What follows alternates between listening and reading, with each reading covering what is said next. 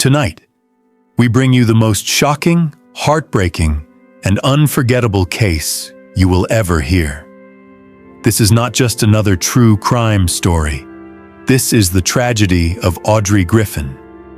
A bright young woman with dreams of serving her country vanished on her way home. And what investigators uncovered shook the entire nation of Australia. From shocking failures in the justice system to the horrifying truth about her killer, this story is as devastating as it is enraging. Stay with us, because this may be the most chilling and emotional video we've ever made. She was supposed to be heading home after a night out with friends. But Audrey Griffin never arrived. What began as a case that detectives thought would be straightforward soon spiraled into something darker, something that shook Australia to its core. The revelations that followed ignited public outrage, and the anger has yet to fade. Audrey Griffin's story began in 2005 in Australia. From the start, she wasn't like most kids.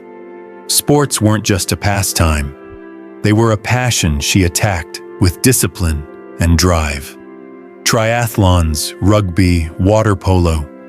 Audrey thrived in all of them, turning up to tournaments not just to compete but to dominate.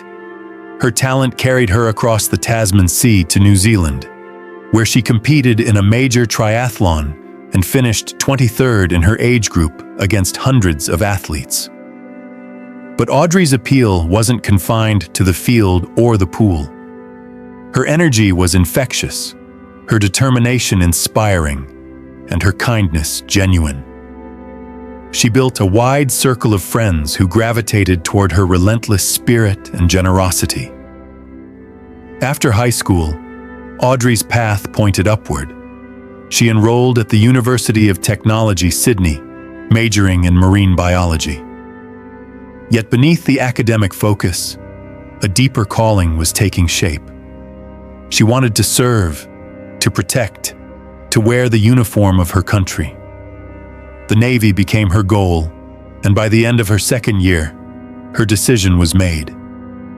At 19, she was preparing to enlist. Before stepping into that new life, though, Audrey chose to go home. She wanted time with her father and her grandparents in the small town of Arena, a place that still held her closest friends. It was meant to be a farewell tour of sorts, a last chance to connect with the people she loved before beginning the next chapter. But Audrey Griffin never got the chance. March 21st, 2025, began quietly for Audrey Griffin. She spent the day surrounded by family and even stopped by the hospital to visit her grandfather. It was the kind of ordinary, comforting day that no one could have guessed would be her last spent in safety. The following evening, Audrey's friends gathered in a nearby town to give her a proper send-off. She was leaving soon for military service, and they knew it might be a long time before they saw her again. The night was full of laughter, drinks, and the easy joy of being with people she loved. By the time the clock neared 2 a.m., Audrey decided it was time to head home. She pulled out her phone and tried to call a cab. The app couldn't find a ride. Rather than wait around, she made a decision. She'd walk toward the main road connecting the surrounding towns. From there, she figured she could flag down a taxi and make it the rest of the way to her father's house. She hugged her friends goodbye and stepped into the night. That was the last time they saw her. Roughly an hour later, her friends began to worry. They sent texts, tried calling, but there was only silence. They reassured themselves that Audrey was responsible. She'd probably reached home safely and gone straight to bed. But deep down, unease had already taken hold. The next morning, that unease turned into panic. Audrey's mother, hundreds of kilometers away in Sydney, opened a location-sharing app on her phone. She wanted only to confirm that her daughter had gotten back safely.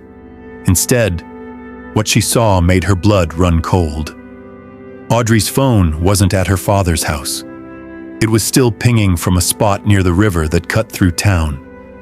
Her father confirmed their worst fear. Audrey had never come home. Hoping there was a simple explanation, he reminded them she'd mentioned possibly staying over at a friend's. But when they called, that friend hadn't seen her either. Within hours, the situation had escalated beyond doubt. Audrey was missing. Her friends rushed to the riverbank, the place where her phone's signal had last lingered. At the same time, they called the police. What had begun as a fun night out had turned into the start of a nightmare, one that would send shockwaves far beyond that quiet town. Are you ready to dive into some of the most terrifying cases in the world? Don't miss a single detail. Oh, and make sure to subscribe to my channel.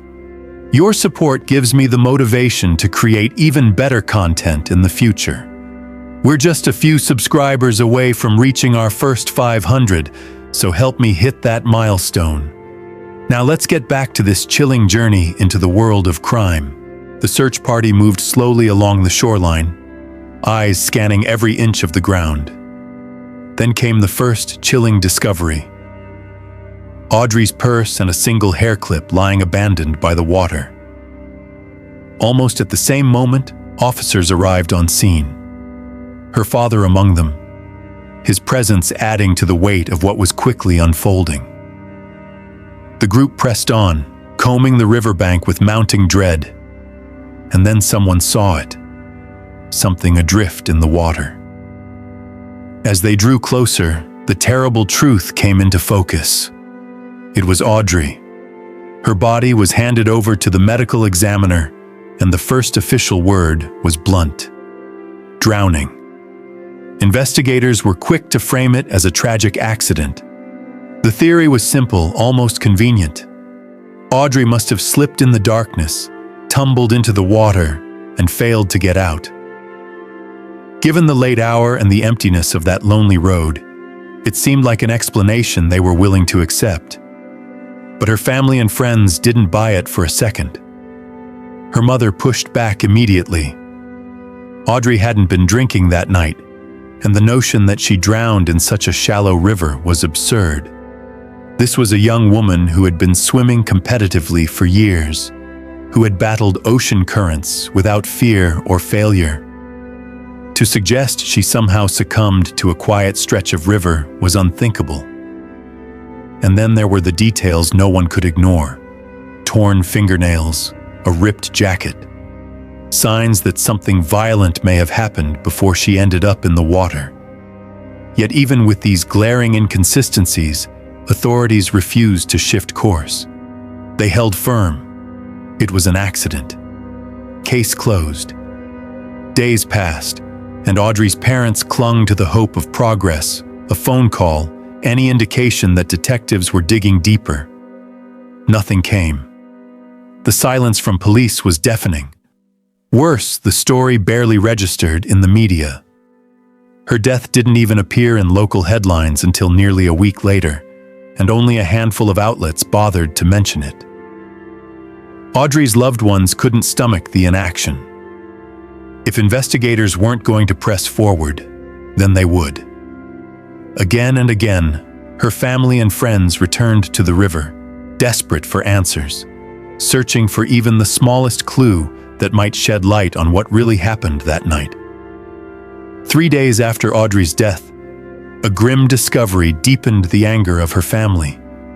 A friend of her mother stumbled upon Audrey's phone, half buried in the mud beneath a tree, lying in plain sight. The implication was damning. Police had failed to properly search the very area where she had last been seen.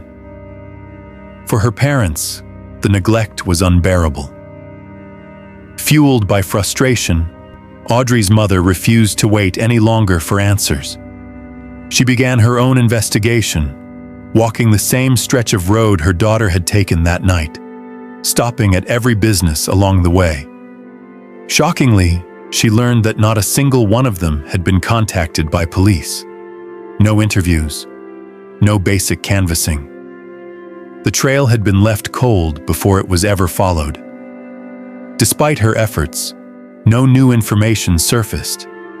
Weeks passed, each day compounding the family's grief and rage as they pressed authorities to treat Audrey's death as more than a footnote.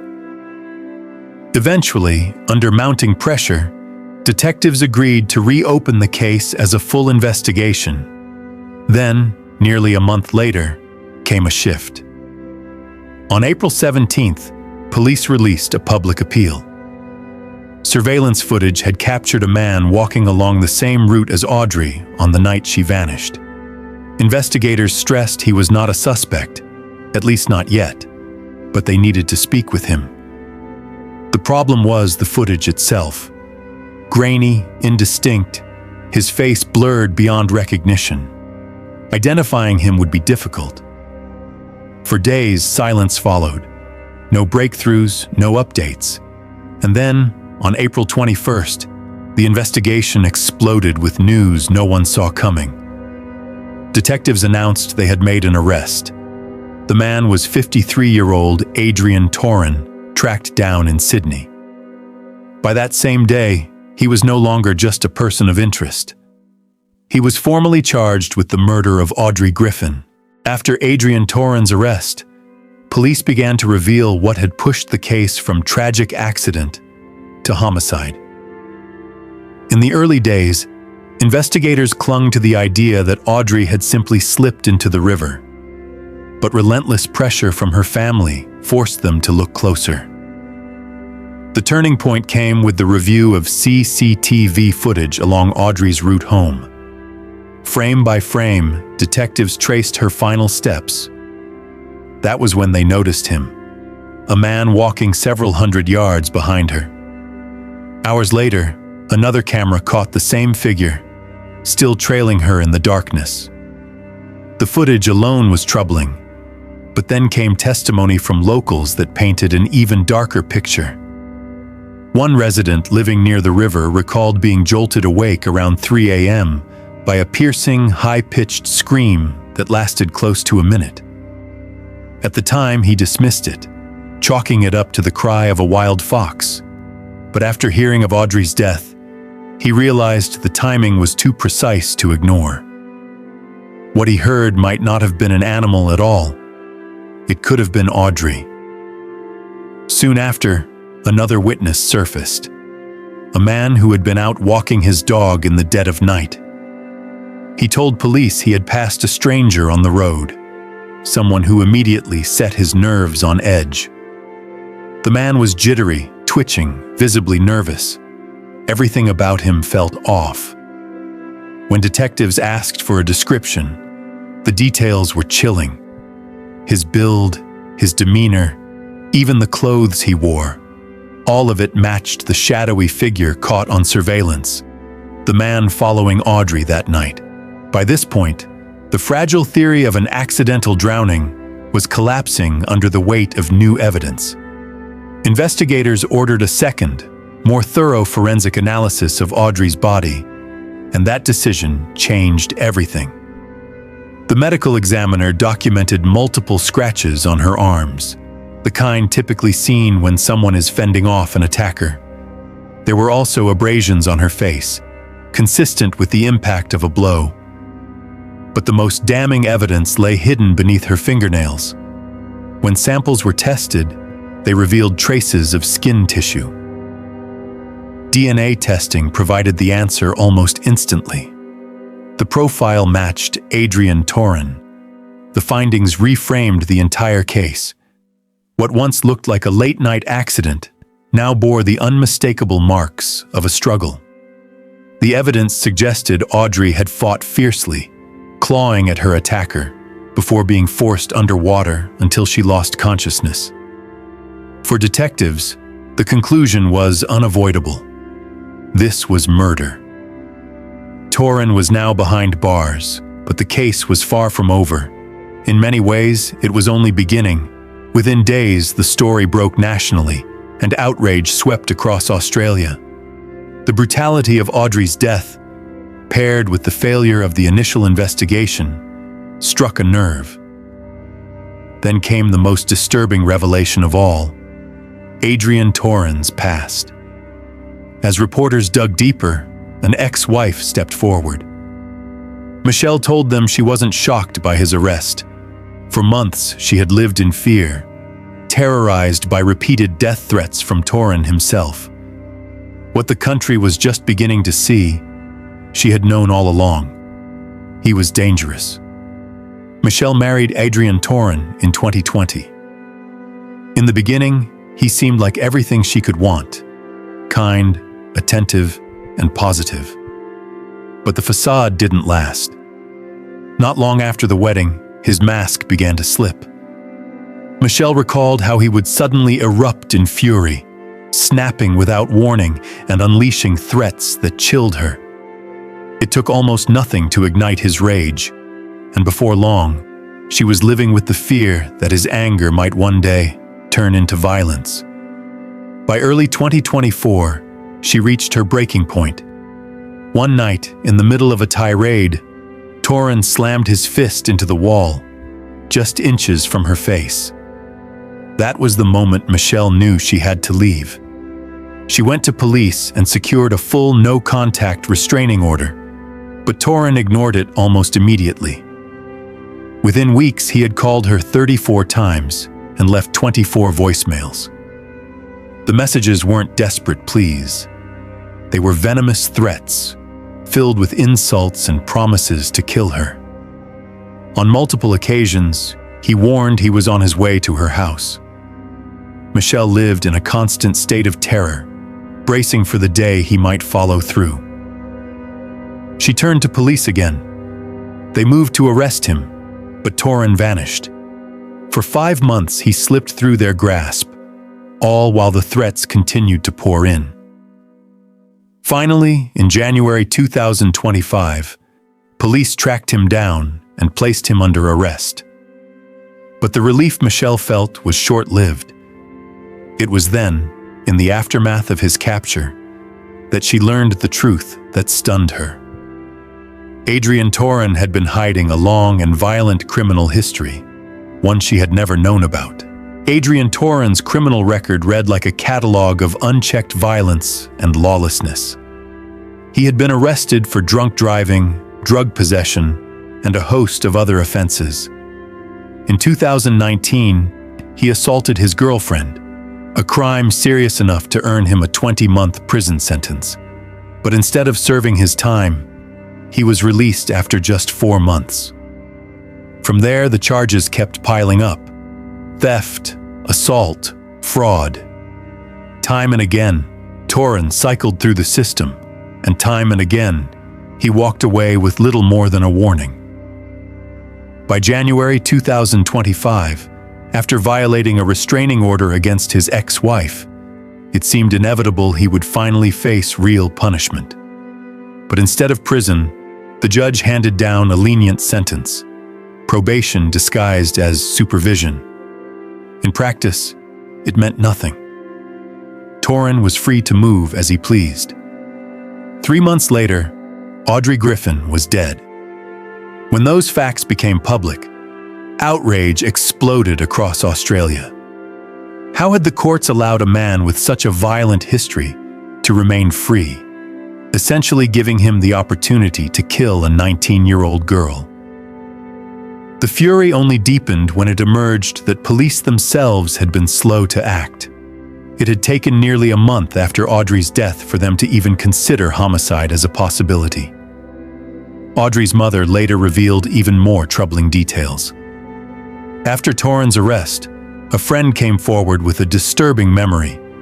Just 5 days after the murder, she had seen Torren at the river, at the exact spot where Audrey's body was found.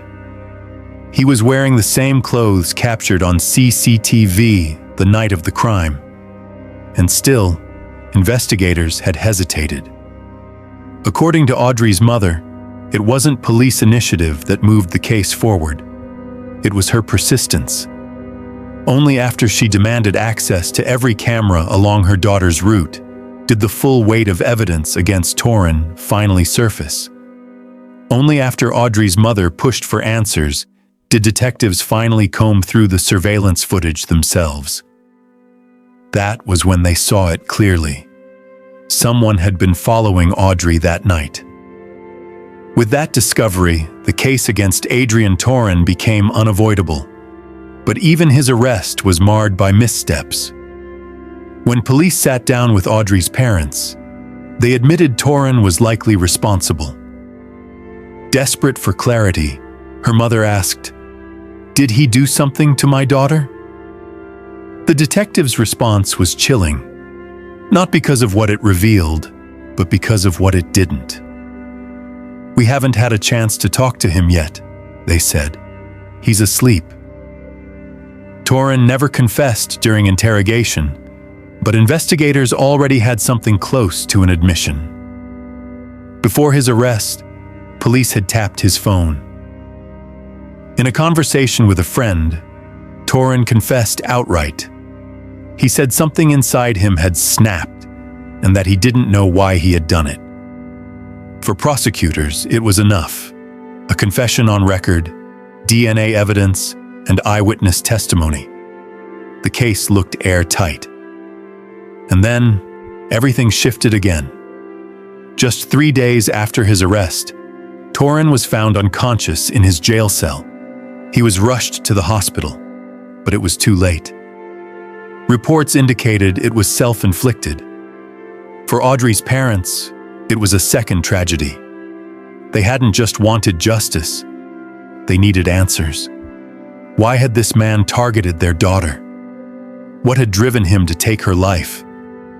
Now, any hope of hearing it from him was gone. In truth, there may never have been an answer. Torren was a man consumed by drugs, alcohol, and rage. On the night Audrey died, he may have been spiraling beyond control.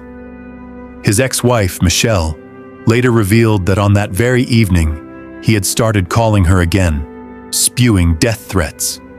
And just like that, the case was over. The official investigation still lingers in paperwork, but the man responsible is gone, leaving behind devastation, outrage, and questions that will never be fully resolved. Audrey Griffin's death ignited outrage across Australia, and for good reason. The system had failed her at every level. A violent offender had been allowed to roam free, shielded by years of lenient sentences and missed opportunities to hold him accountable. And when Audrey's life was stolen, police took nearly a month before treating it as the homicide it so clearly was. Public anger swelled not only because of Audrey's case, but because it wasn't an isolated tragedy. She was the 23rd woman killed in Australia in 2025 alone. Each case underscored the same haunting truth. Women were dying at an alarming rate, and government promises of reform were falling short. For many, Audrey's death became a symbol of a much larger national crisis. In response, momentum began to build. A resolution was introduced in Parliament in Audrey's name, calling for stronger protections to prevent such crimes in the future.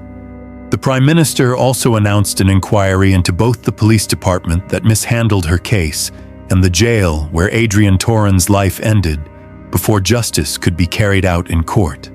Meanwhile, across the country, thousands gathered to honor Audrey's life. Vigils and memorials were held in cities and small towns alike. One of the most poignant moments came at the river where her body had been found.